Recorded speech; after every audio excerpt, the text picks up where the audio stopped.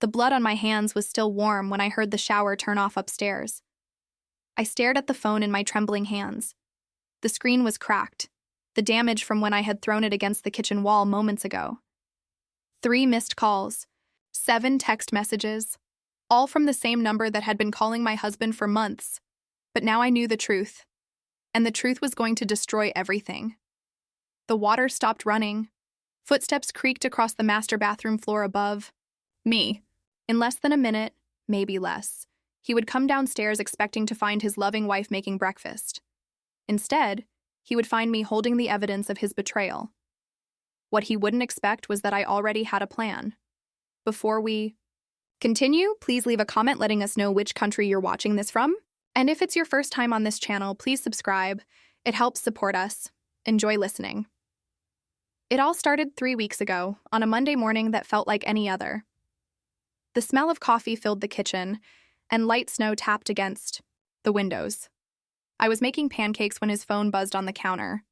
"Honey, your phone's ringing," I called toward the stairs. "Can you get it?" "I'm in the shower," he yelled back. I wiped my hands on my apron and picked up the phone. The caller ID showed no name, just a blocked number. For a split second, I hesitated. We'd been married for 7 years. We didn't keep secrets from each other. Or so I thought. I swiped to answer. Then a woman's voice, soft and breathy, came through. "Hey, love. I can't stop thinking about you." The line went dead. I stood there, staring at the phone, my heart hammering in my chest. The pancakes were burning in the pan behind me. Forgotten. "Hey, love." Those 2 words echoed in my head like a death sentence. I knew that tone. I'd used it myself 1,000 times when calling my husband. Intimate, familiar, loving. The shower was still running upstairs. He was probably shampooing his hair right now, humming that old song he always hummed when he was happy, completely unaware that his world was about to collapse. Or maybe he knew exactly what was happening. I set the phone back on the counter with shaking hands. The screen was black and innocent, as if it had never delivered the news that would shatter my marriage, as if it had never carried the voice of another woman calling my husband babe. The pancakes were burning. I turned off the stove and scraped the charred mess into the trash. My hands moved automatically while my mind raced. 7 years of marriage, 7 years of shared meals and jokes, 7 years of believing I knew the man I had married. How long had this been going on? Who was she? The questions came fast and sharp, each one cutting deeper than the last. "Smells like something's burning down there," he called from upstairs. I cleared my throat. "Just the pancakes. I'll make more." But I didn't make more pancakes. I stood in the kitchen, gripping the edge of the counter, trying to breathe, trying to think, trying to figure out how to confront the man I loved with the proof that he was cheating on me. The shower turned off. Footsteps crossed the bathroom floor. In a few minutes, he would come downstairs, hair still damp, wearing that old green robe I bought him for his birthday 3 years ago. He would kiss my cheek, ask about breakfast, and act like he wasn't destroying our life with his lies. I picked up his phone again. The screen lit up, showing 2 missed calls from the same blocked number. My finger hovered over the call button. I could call back. I could demand answers. I could scream at this woman until she told me everything. Instead, I set the phone down and walked to the window. Outside, Rachel was walking her ancient Labrador retriever. The postal worker was making his rounds. Life was continuing as normal while mine was falling apart. "Morning, beautiful," came a voice behind me. I turned to see my husband standing in the doorway, hair still damp, wearing that green robe. He smiled at me like he had every morning for 7 years, like nothing had changed, but everything had changed. "Morning," I managed to say. He walked over and kissed my cheek. His lips felt cold against my skin. "No breakfast today?" I asked, trying to keep my voice steady. "I burned the pancakes," I said. "That's okay," he said, as if it didn't matter. "We can grab something on the way to work." He picked up his phone and frowned at the screen. Missed calls, probably spam. I watched his face carefully, looking for any sign of guilt, panic, or recognition, but his expression remained perfectly neutral. If he was lying, he was good at it. Probably, I said. He pocketed the phone and headed for the coffee maker.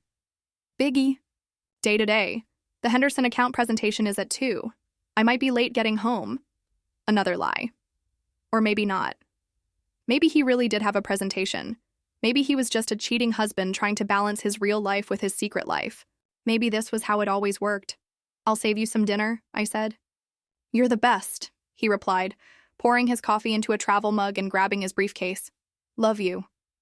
Love you too. The words felt like ash in my mouth. He kissed me goodbye and left for work. I listened to his car pull out of the driveway. Then I sat down at the kitchen table and stared at my own phone. I could call my sister. I could call my best friend Rachel. I could call anyone and tell them what had happened.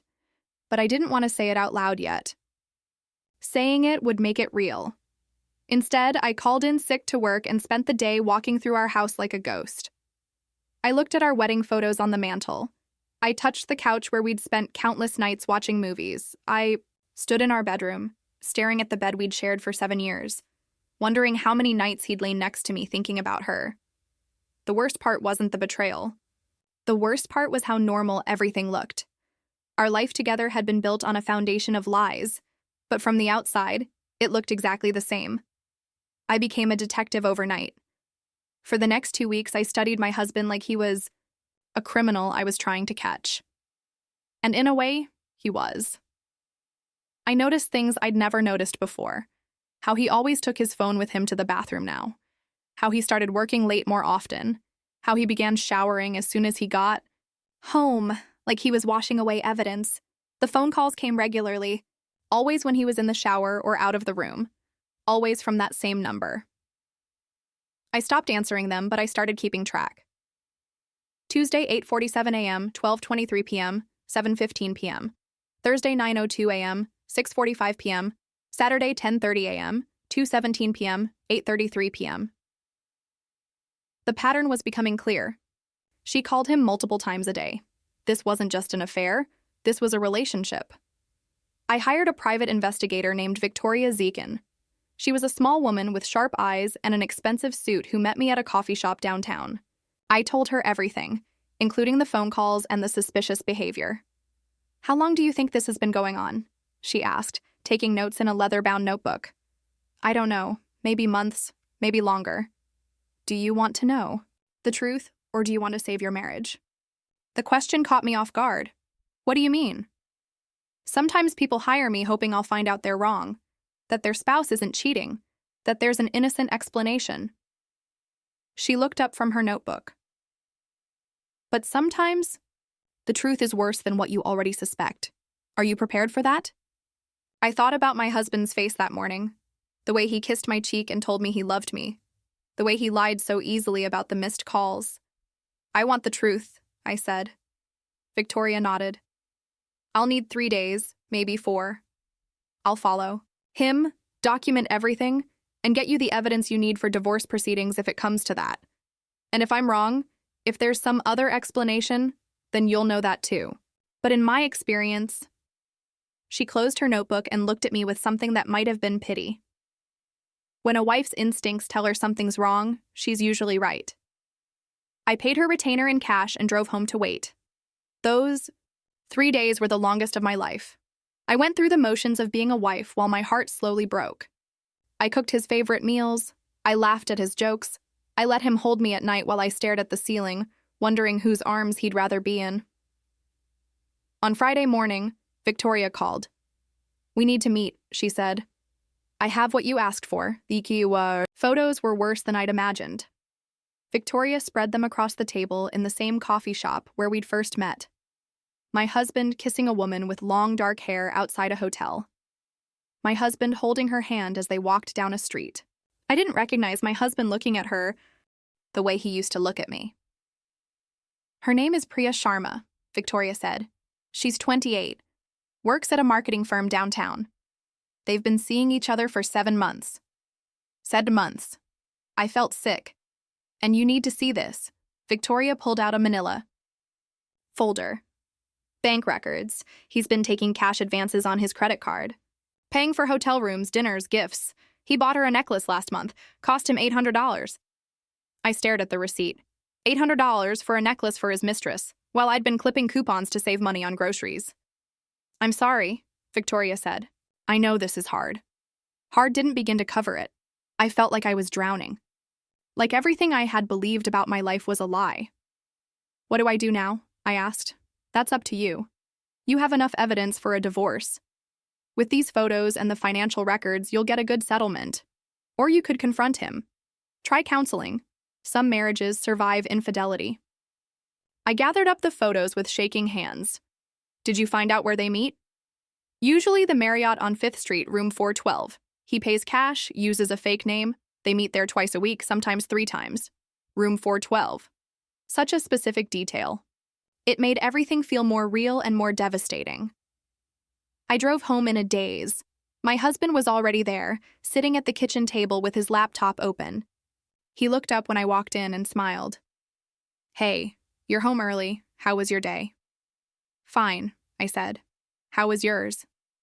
Busy. The Henderson presentation went well, though. I think we'll get the account. Another lie. Victoria had told me he'd left work at 2 p.m. and gone straight to the hotel. That's great, I said. I made dinner while he worked on his laptop. I set the table for 2 and tried to act normal while my heart shattered into smaller and smaller pieces. He told me about his day, making up stories about meetings and clients while I nodded and pretended to believe him. After dinner, he went upstairs to shower. I sat at the kitchen table, staring at the manila folder full of evidence. Photos of my husband with another woman, receipts for a secret life I'd never known about, proof that the man I'd married was not the man I thought he was. His phone buzzed on the counter. I looked toward the stairs. The shower was running. He was probably shampooing his hair, humming that old song. The phone buzzed again. I walked over and looked at the screen. 3 missed calls from the same number. The same number that had called 3 weeks ago when I'd first heard those 2 devastating words. Hi, babe. Without thinking, I picked up the phone and dialed the number. She answered on the second ring. Finally, I've been trying to call you all day. Are we still on for tomorrow night? I found this amazing restaurant I want to try. And this is his wife, I said. Silence. Then a sharp intake of breath. Oh my God, she whispered. I didn't know you would. I mean, he said... What did he say? He said you were getting divorced. He said you were already separated, living in different places. He said that? He'd made her believe we were separated. He'd made her believe she wasn't destroying a marriage, which meant he'd been planning to leave me for months, and I'd been too blind to see it. But now I saw everything clearly. I didn't sleep that night. I lay in bed next to my husband, listening to him breathe, watching him sleep peacefully while my mind raced. He'd rolled over at some point and put his arm around me, pulling me close, the way he always did. For a moment, I almost forgot everything. For a moment, it felt like we were still the couple we used to be. Then I remembered the photos, the lies, the woman who thought she was dating a separated man. By morning, I had a plan. I waited until he left for work. Then I called Victoria. I need you to do something else, I said. I need you to follow her. Are you planning to confront her? Something like that. Victoria was quiet for a moment. Be careful. I've seen this go wrong before. Revenge doesn't usually end the way people think it will. This isn't about revenge, I said. I spent the next week learning everything I could about Priya Sharma. She lived in an apartment downtown. She had 2 roommates and a job she loved. She posted photos on social media of her coffee, her cat, and her friends. She looked happy and young and completely unaware that she was dating a married man who had lied to her about everything. She was a victim too, I realized. Maybe not in the same way I was, but he'd lied to her just as much as he'd lied to me. That's when my plan changed. Instead of confronting her or exposing her, I decided to tell her the truth. Not out of kindness, but because I knew it would hurt him more than anything I could do to him directly. I waited until Friday. I knew from Victoria's surveillance that Priya always had lunch at the same cafe near her office.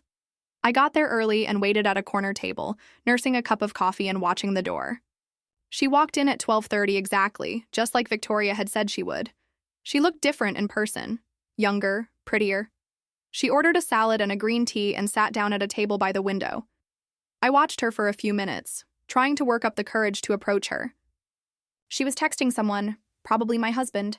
She was smiling at whatever he was saying. She looked like a woman in love. Finally, I stood up and walked over to her table. Priya? She looked up, startled. Yes. My name is Rachel. I'm married. To the man you've been seeing. Her face went white. The phone slipped from her hands and clattered onto the table. I think there's been a mistake, she said. I sat down across from her and pulled out one of the photos Victoria had taken. It showed her and my husband kissing outside the hotel. His name is Tom Morrison. He told you he was separated, didn't he? He told you he was getting divorced? She stared at the photo, then looked up at me with tears in her eyes. Oh my God, I'm so sorry, I didn't know. He said you were already living apart. He said the divorce papers were being finalized. We live in the same house, I said. We sleep in the same bed. We've been married for 8 years. And until 3 weeks ago, I thought we were happy. She was crying now, quiet tears that she wiped away with her napkin. I would never knowingly date a married man, she said. I believed her. Looking at her face, seeing her genuine shock and horror, I believed that she was as much a victim of my husband's lies as I was.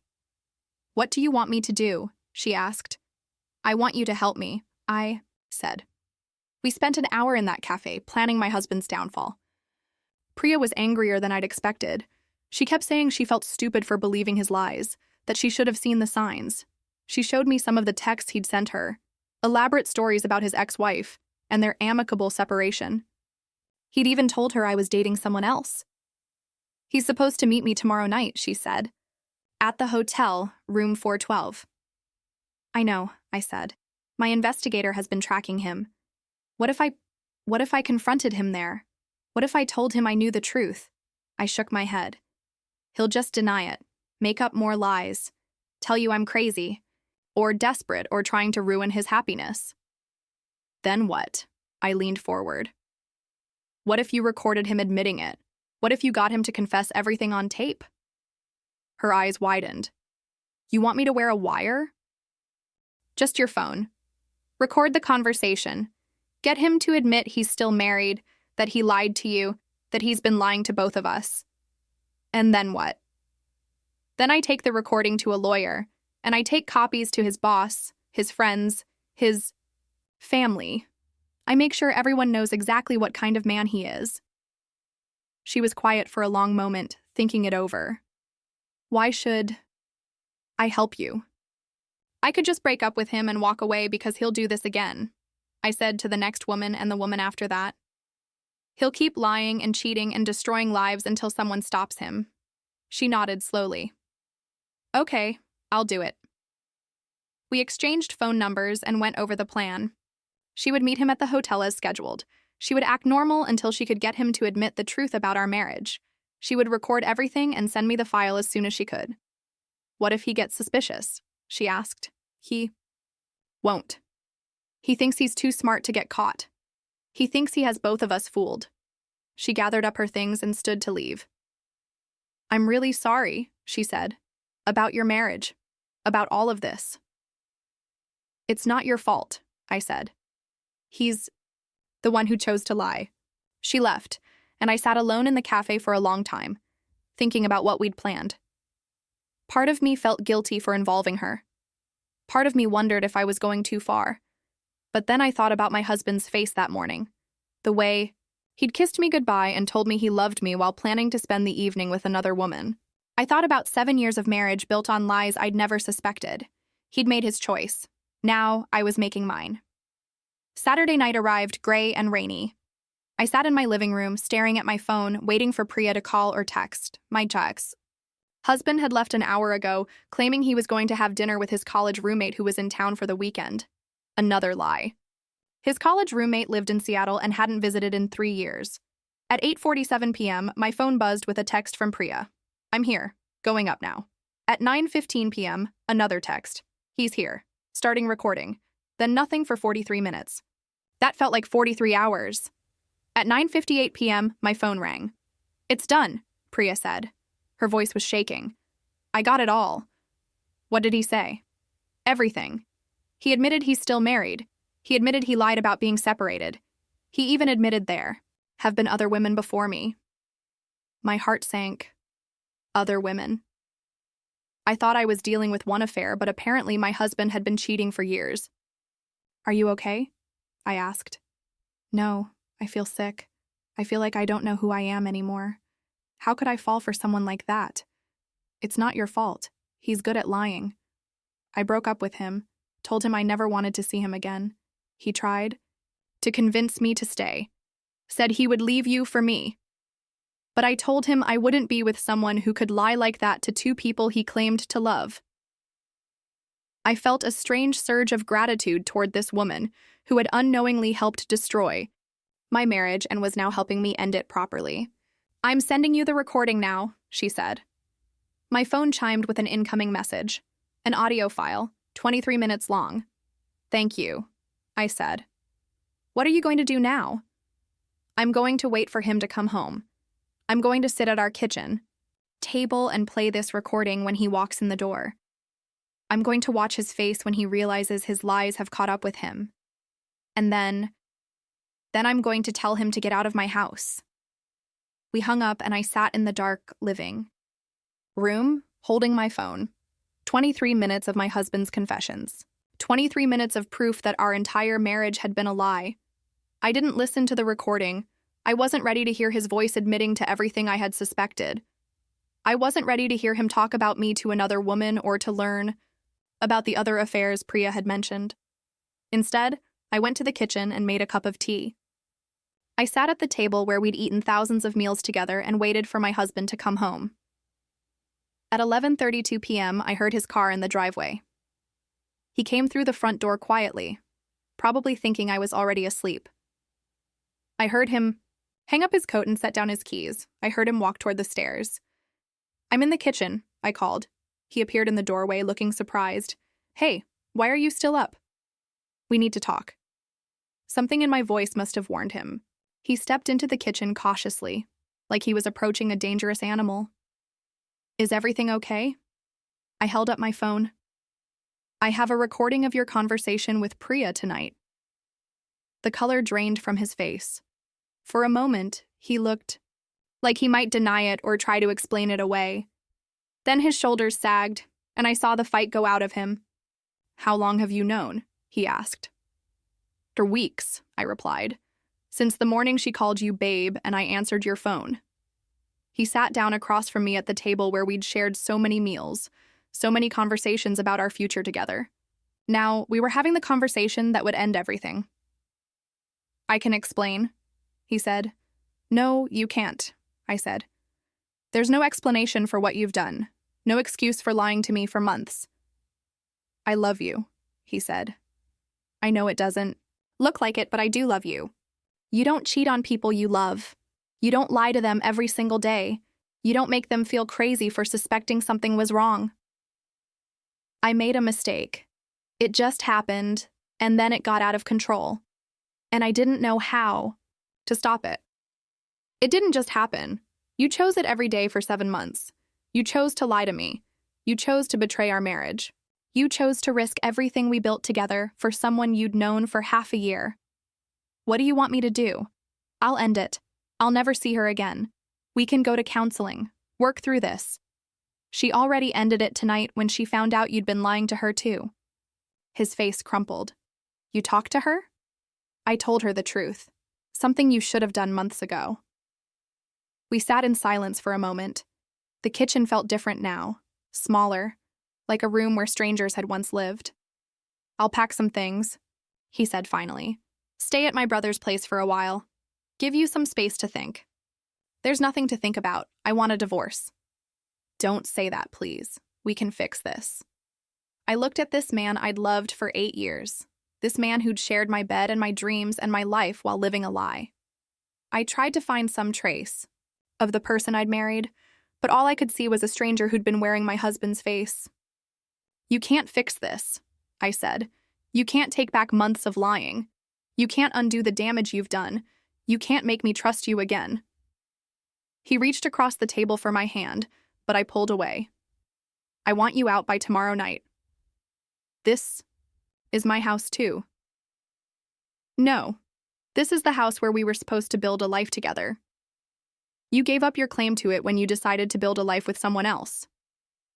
He left the kitchen without another word. I heard him walking around upstairs, probably packing a bag. I sat at the table staring at my phone, listening to my marriage die one footstep at a time. But I wasn't sad anymore. I wasn't heartbroken or devastated or destroyed. I was angry. He was gone by Sunday evening, and I was alone in our house, for the first time in 8 years. I walked through the rooms, seeing them differently now. The living room where we'd cuddled on. The couch wasn't a shrine to our lost love anymore. It was just a room with furniture I'd picked out myself. The bedroom where we'd shared our most intimate moments wasn't a reminder of what I'd lost. It was a space I could make my own again. I started with small things. I moved his pillow off the bed. I rearranged the books on the nightstand. I put away the photos of us together, not because they hurt to look at, but because they felt like pictures of strangers. On Monday, I called a divorce lawyer. On Tuesday, I called my boss and asked to come back to work. On Wednesday, I called my sister and told her everything. I can't believe he did this to you, she said. Are you okay? Do you want me to come stay with you for a while? I'm fine, I said. And surprisingly, I was. You don't sound fine. You sound different. She was right. I did sound different. I felt different. Lighter, like I'd been carrying a weight I hadn't even known was there, and now it was gone. The hardest part wasn't dealing with the betrayal or the divorce proceedings or starting over at 35. The hardest part was realizing how much of myself I'd lost during those 7 years. How small I'd made myself to fit into the life we'd built together. How many dreams I'd put aside. How many compromises I'd made. How many times I'd second-guessed my own instincts to keep the peace. I'd spent 3 weeks thinking my husband had destroyed my life. Now, I was beginning to understand that maybe he'd just ended a life that wasn't really mine to begin with. 2 weeks after he moved out, I was cleaning out his desk when I found the letters. They were hidden in a folder marked tax documents, tucked behind old bank statements and receipts. At first, I thought they were business correspondence. Then I saw the handwriting on the envelopes. Different handwriting from different women. There were 4 envelopes, each with a different return address. I opened them with shaking hands. The first was from someone named Jennifer. It was dated 2 years ago and talked about their weekend together and how much she missed him. She mentioned feeling guilty about what they did and hoping his wife would never find out. The second was from Amanda. It was more recent, maybe 8 months old. She wrote about how much she loved him and how she couldn't wait for him to leave me so they could be together. She talked about the apartment they'd looked at together and the plans they'd made. The third was from someone who signed herself only as M. It was bitter and angry, accusing him of lying about getting divorced and threatening to tell me everything if he didn't start being honest with her. The fourth was from Priya. It was from before I'd met her, back when she still believed his lies. She wrote about how lucky she felt to have found him and how she couldn't wait to meet his friends and family once his divorce was finalized. I sat on the floor of his office, surrounded by evidence of betrayals I'd never even suspected. Jennifer, Amanda, M, Priya, and probably others who hadn't written letters or whose letters he'd been smart enough to throw away. Our entire marriage had been a lie. While I'd been planning our future, he'd been planning his escape with a succession of other women. While I'd been working to make our relationship stronger, he'd been actively destroying it. But the worst part wasn't the number of affairs. It was reading how he'd talked about me to these women. In Amanda's letter, she mentioned how he'd told her I was controlling and needy. In M's letter, she referenced his complaints about my lack of ambition. In Priya's letter, she sympathized with how difficult I'd been during our separation. He hadn't just cheated on me. He'd made me the villain in his story. He'd made these women believe they were rescuing him from an unhappy marriage instead of helping him destroy a good one. I gathered up the letters and put them in a box with the photos Victoria had taken, and the recording Priya had made. Evidence of a double life I'd never suspected. Proof of betrayals that went back years. Then I called my lawyer. I have more evidence, I said. A lot more. The divorce was finalized on a Tuesday morning in October. I wore a blue dress I bought specifically for the occasion, something I'd never worn before and would never wear again. I wanted to mark the day as a beginning, not an ending. My husband, ex-husband, looked terrible. He'd lost weight and his hair was graying at the temples. He kept trying to catch my eye during the proceedings, but I looked straight ahead at the judge. With all the evidence I'd gathered, the settlement was better than I'd hoped. I got the house, half his retirement account, and alimony for 3 years. His lawyer tried to argue that some of the affairs were too old to be relevant, but my lawyer argued that they showed a pattern of deception that went back almost to the beginning of our marriage. After the judge signed the papers, we walked out of the courthouse together one last time. He stopped on the steps and turned to me. "I know you'll probably never forgive me," he said, "but I want you to know that I'm sorry for all of it." I looked at this man who'd shared my life for 8 years, who'd lied to me for most of that time, who'd made me question my own sanity when I'd started to suspect the truth. "I don't need your apology," I said. "I don't need anything from you anymore. Can I ask you something?" I waited. "Do you ever think about what would have happened if you hadn't answered my phone that morning? Do you ever think about how much longer I could have kept it going? How many more years I could have had both lives?" It was a strange question. "Do you?" I asked. "All the time. I think about how much longer I could have kept it going. How many more years I could have had both lives." I stared at him. Even now, after losing everything, he was still thinking about the logistics of his deception. Not about the people he'd hurt or the trust he'd destroyed, just about how he could have been a better liar. "That's the difference between us," I said. "You're sorry you got caught.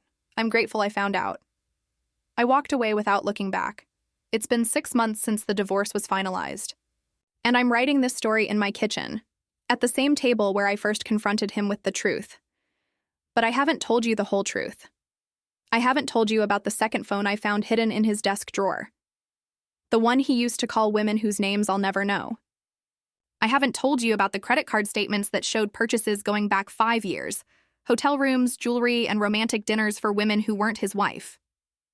I haven't told you about the private investigator's final report, which revealed that my husband had been living a double life since our 2nd year of marriage. That I'd spent 6 years married to a man who was essentially a stranger. But most importantly, I haven't told you the truth about that morning when I answered his phone. I didn't answer it by accident. I didn't answer it because he asked me to. I answered it because I'd been watching him for weeks. I'd seen the secret phone calls and the unexplained absences. I'd noticed how he'd started showering as soon as he got home and how he'd begun sleeping with his phone under his pillow. I'd suspected he was cheating long before that Tuesday morning. I just needed proof. So when his phone rang while he was in the shower, I answered it on purpose. I wanted to know who was calling. My husband at 8 a.m. and why they felt comfortable enough to call him babe. I got my answer. I'd been married to a stranger for years, and finding out about his affairs didn't destroy my life. It gave me permission to admit that my life had already been destroyed. It gave me permission to stop pretending I was happy in a marriage that had been hollow for longer than I wanted to acknowledge. Months later, I'm sitting in my kitchen. My kitchen now, writing this story. The morning light is streaming through the windows. I've washed myself. The coffee is exactly as strong as I like it. The silence is peaceful instead of tense. I've started taking photography classes. I painted the bedroom a color he would have hated. I've made friends with neighbors I'd never really talked to because I was too busy trying to fix a marriage that was broken before I even knew it was cracked. Yesterday, I ran into my ex-husband at the grocery store. He was alone, looking older and smaller than I remembered. He started to approach me, probably to make another apology or ask how I was doing. I turned and walked down a different aisle. Not because I was angry or hurt or afraid, but because I simply had nothing to say to him. He was a chapter in my life that I'd finished reading. He was a mistake I'd learned from. He was a stranger I'd once loved, who'd taught me the difference between being married and being happy. The blood on my hands that I mentioned at the beginning of this story, It wasn't literal. It was metaphorical. It was the blood of the life I'd been living. The death of the woman I'd been pretending to be. The end of the story I'd been telling myself about what my marriage was supposed to mean.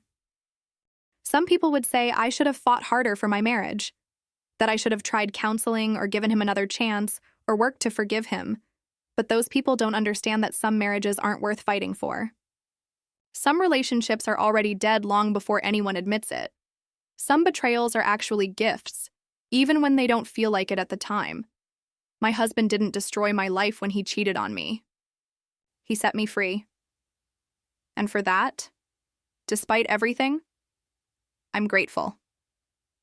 The phone calls stopped coming after the divorce was final. The unknown number, the haunting voice that had echoed through my mornings slowly faded from our lives. Priya moved on. My ex-husband moved on. The other women whose letters I'd found moved on. But I didn't move on. I moved forward. There's a difference. Moving on suggests that you're trying to get past something, to put distance between yourself and a painful chapter. Moving forward means you're taking the lessons you've learned and using them to build something better. I'm not the same woman who answered that phone 6 months ago. I'm not the woman who spent 8 years shrinking to fit into someone else's idea of what a wife should be. I'm not the woman who ignored her own instincts just to keep the peace. I'm the woman who chose truth over comfort, who chose independence over security, who chose herself over a marriage that was built on lies. And when I wake up every morning in my house, in my bed, in a life that belongs entirely to me, I remember that phone call that changed everything. "Hi, babe," she'd said. She was talking to him, but in a way, she was talking to me too.